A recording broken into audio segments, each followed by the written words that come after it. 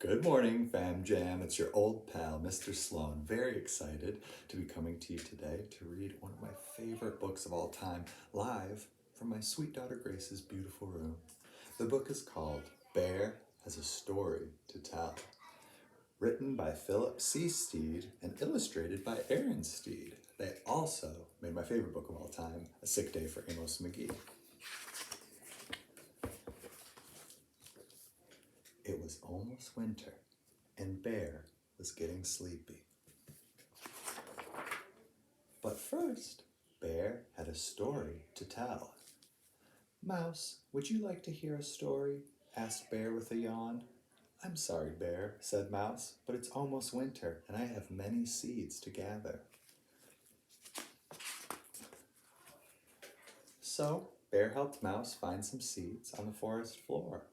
When they had finished, Mouse said, "See you soon," and tunneled underground to wait for spring. Bear took slow, sleepy steps through the forest. Fallen leaves crunched under his feet. "Hello, Duck," said Bear, sitting down to rest his tired legs. "Would you like to hear a story?" "I am so sorry, Bear," said Duck, "but it's almost winter and I'm getting ready to fly south." "I will miss you, Duck," said Bear, and he raised his paw to check the direction of the wind. "I will miss you too," said Duck, and off he flew. The sun was heavy and hung low in the sky. Bear's eyelids were getting heavy too. He counted colors to stay awake. 3 pink clouds, 2 red leaves, 1 green. "Frog, hello," said Bear. "Would you like to hear a story?" "I'm sorry, Bear," said Frog, "but it's almost winter and I have to find a warm place to sleep." So Bear dug a frog-sized hole between 2 evergreens. Then he tucked Frog in under a blanket of leaves and pine needles. "Thank you, Bear," said Frog. "I will see you in the spring." Bear leaned against the old oak tree. He stretched and yawned and scratched his belly. "I wonder if Mole is awake," he thought. "Mole! Mole, are you in there?" Mole was already asleep. "Good night, Mole," said Bear with a sigh.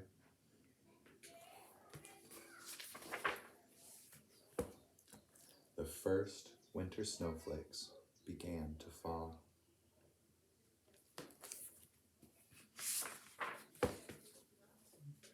Looks like Bear went into his little den to hibernate. Sleep tight, Bear. Many months passed, and soon the sun returned. It melted the snow and woke up the trees. Oh, I cannot wait until the sun melts the snow and wakes up the trees. Bear rolled out onto the green grass. "It's spring," he said. "Now I can finally tell my story."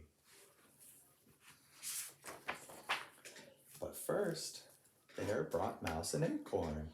"Thank you, Bear," said Mouse. Mouse was really hungry after that long winter. "Welcome home, Duck," called Bear. "You must be tired from your journey." Bear showed Duck a shady mud puddle that he had found. Bear placed Frog in the sunshine until he was warm and awake. Frog opened one eye and then the other. "Good morning," said Bear. Bear, Mouse, Duck, and Frog waited all day for Mole to wake up. Finally, Mole poked his nose out into the moonlight. "Mole," said Bear, "would you like to hear a story?" Bear gathered his friends, sat up straight, cleared his throat, puffed out his chest, and with all of his friends finally listening,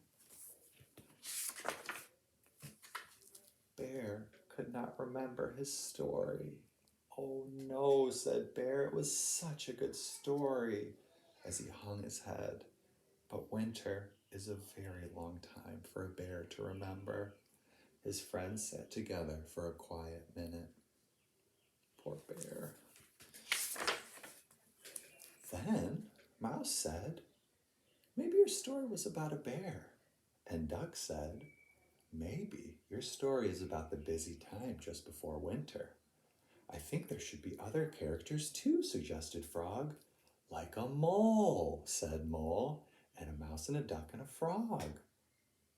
Bear smiled, sat up straight again, cleared his throat, puffed out his chest, and began his story with,